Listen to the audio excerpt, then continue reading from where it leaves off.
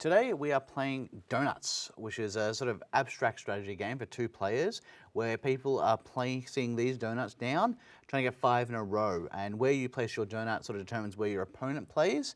And if you sort of fill the donut, as in the middle between 2 there, their opponents will flip, changing the state of the board. So it's sort of an interesting abstract strategy game, pretty light, but enough to keep you going. Joining me today is a returning guest who's since coming on here where he's talking about his comedy with Game Boys and podcasting, has fulfilled a bit of a dream of his. Eden, you've been on Australian Survivor. As we start the game, can you tell me about your experience being on Survivor finally? Certainly, my friend. Well, it's great to be back. Thank you for having me back here. Now, as you alluded to before, I've been a huge Survivor fan my entire life. Like, I'm talking about going all the way back to when it started in 2000. So this is like 24 years ago. And I was all obsessed with the American version, waiting for the Australian one to sort of come out. It came out. I've been trying, auditioning every single year it came out. The first year, I got really, really close. I got nearly all the way to the end, the first year it came back in 2016. And then I was cut at the very last minute. And then I never heard back from them again. And I tried out every single year. And then, lo and behold, it was my time this year. So I auditioned, I went through the process, and crazily enough, I got down to, they take 24 people, I got down to number 26, and I got cut. Oh. And they said, we're really sorry, we loved you, you don't quite fit the theme is Titans versus Rebels, you don't quite fit it. And I was absolutely devastated. Weeks went by, and I thought, yep, look, it's all over, Red Rover. I got back to my normal life, and then Friday night at 8 o'clock, I get a call from a producer and they say, hey, someone's just dropped out. Do you still want to go? And I was like, yeah. And they're like, okay, we're going to repitch you as the Titan of pop culture. And I was like, go for it. So that was awesome. That was awesome. Fantastic. So they end up talking to Channel 10 again. And basically, they call me back an hour later and they said, you're going to Samoa. I go, great, when do I leave? He goes, Monday morning at 8 a.m. So I have 2 days to prep for this crazy adventure. And from that point on, I just had to do a swimming test, had to do a physical test, had to do all this sort of stuff, get it all together. Next thing I know, like the next week, I'm literally in Samoa in a hotel waiting to get on the island. It was absolutely crazy and a total dream come true for me to get to experience this. It was such a wild journey to get there, and that was part of my story. I'd been trying for 8 years, every single year to get there, and I finally got to live out my dream. And funnily enough, the first time I was like, I'll try and pretend that I'm like not a super huge fan.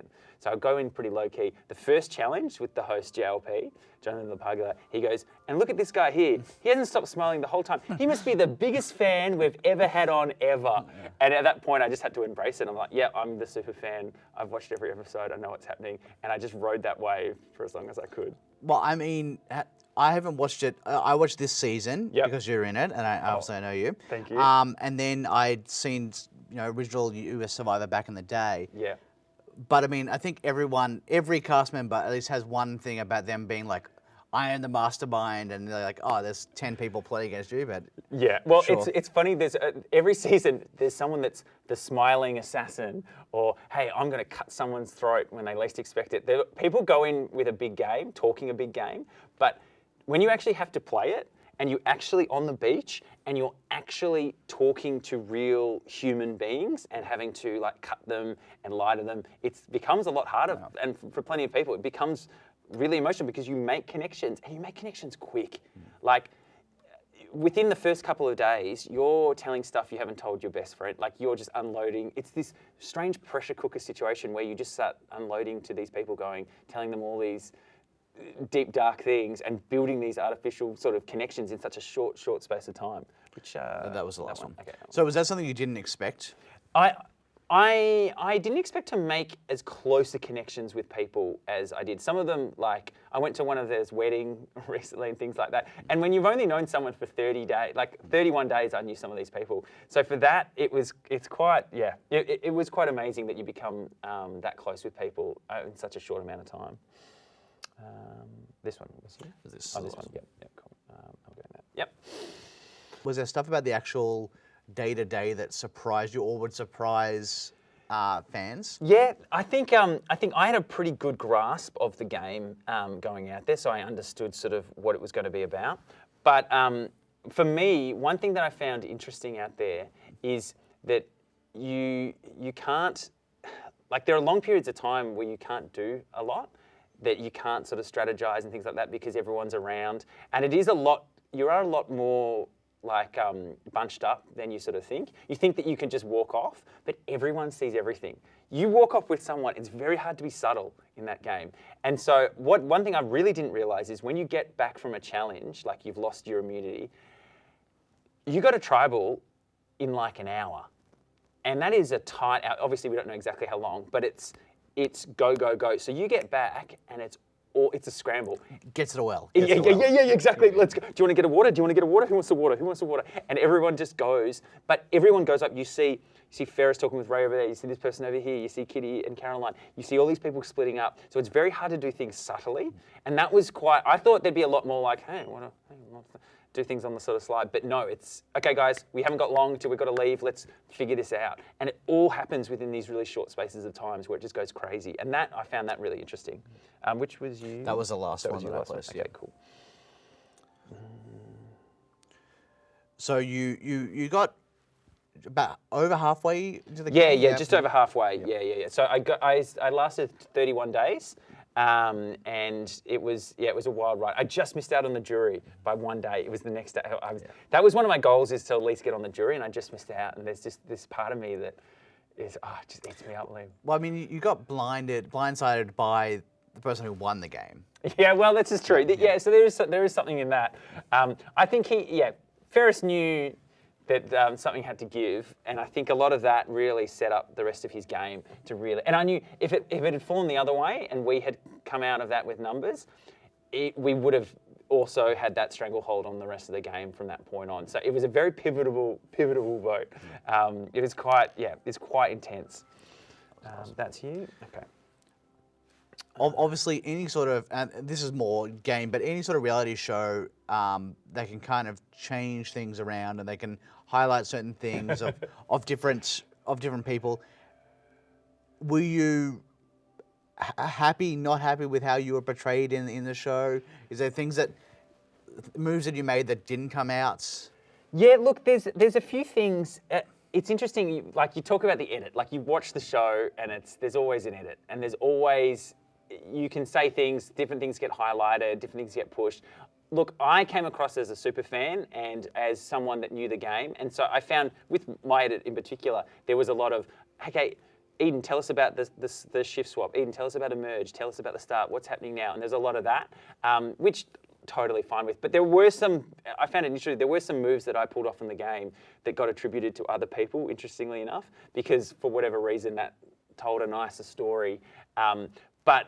And so that is, sometimes that can be a little like, oh, that was mine, but like that didn't come across. But at the end of the day, the edit is what's canon.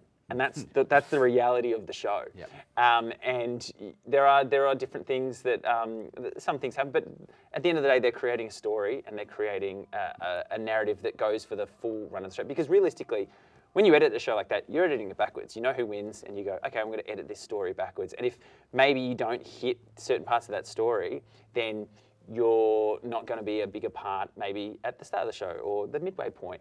And for me, I think I did enough in the show to warrant some of my professionals. I was giving them everything I had out there. But ultimately, I don't think I lasted long enough in the game to tell that full sort of story and tale of mine. Which, look, it's my own fault. I got voted out. So, what move or moment were you most sort of proud of? Oh, there was a couple. Which is either canon or expanded universe. Expanded universe. Yeah. Good legends. I think. Yeah, exactly. Yep. So for me, there was a couple of moments that stood out. One was winning the tug of war with Charles. We went in there as the two weaker guys on our tribe, and they picked us. They said, "Yeah, we're going to go against those two."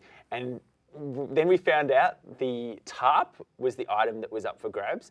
And so I was like, Charles, we have to win this. It's the tarp. Like this is what you need out there. It's raining at night. It's terrible. It's miserable. We have to win this. And we just dug deep and we locked ourselves in and we started losing at the start. And then we locked ourselves in, and then inch by inch, we just pulled it back. And me and Charles just believed in us, and we won that. Oh my God, we just went crazy. There's this point in the show, it was very pivotal, right? It was the viola vote.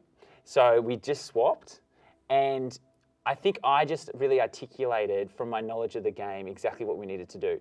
And the understanding was that a normal person looking at this situation would re-establish their power, stick with their alliance, and vote off one of the minority. But I knew if this majority is going to fall apart, Mark's probably going to vote for Caroline soon, and things like that. Things are going to happen.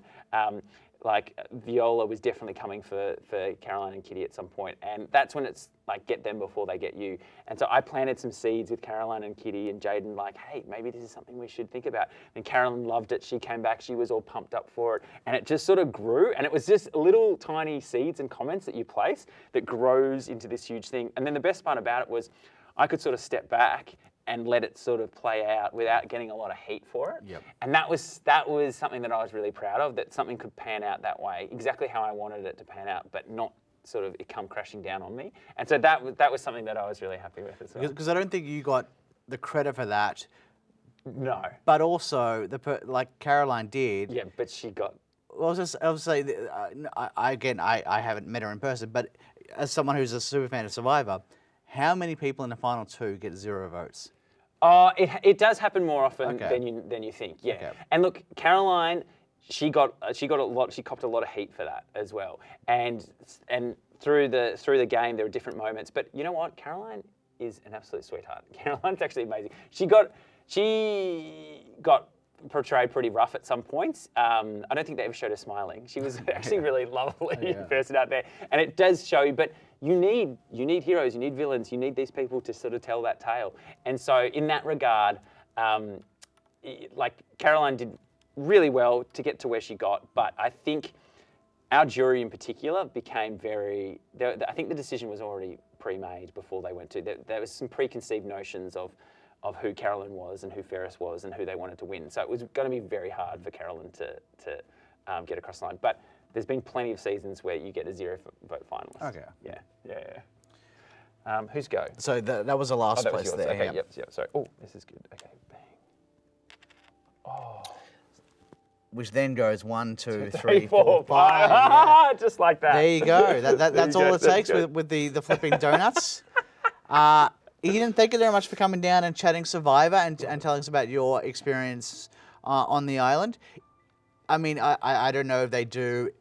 If there was another like reboot, would you go back? Oh mate, if there was a returnee season, I think I've got some more story to tell. Okay, I think I've got some fires still burning Survivor-wise, and I still, there's still a part of me that's like, no, I've got more to prove. I need to get back there. So we'll see. I'll wait by the phone, see if any calls happen. Yeah. But yeah, it's like, I tell you one thing though, like I'm an example of never giving up for something. Like if there is something out there that you want, it took me 8 years to get on that show that I really loved, and I never gave up trying for it. And I think that's something that I'd like people to take away from that. My experience there is at least to be like, hey, this guy's just a fan himself, and he can, if he's been trying for 8 years, maybe I got rejected once or twice and I'm thinking about giving up. Don't give up. Your time can, if you try hard enough and you stick at things hard enough, you can get there as well. And so I think that's a good lesson to come out of it. I mean, also during that time, you did get married and have a kid, but more importantly, Survivor. Survivor, exactly. Yeah. You know what I'm talking about. Exactly. You know what I'm talking about. Yeah, exactly. Thank you, Ian. Thank you.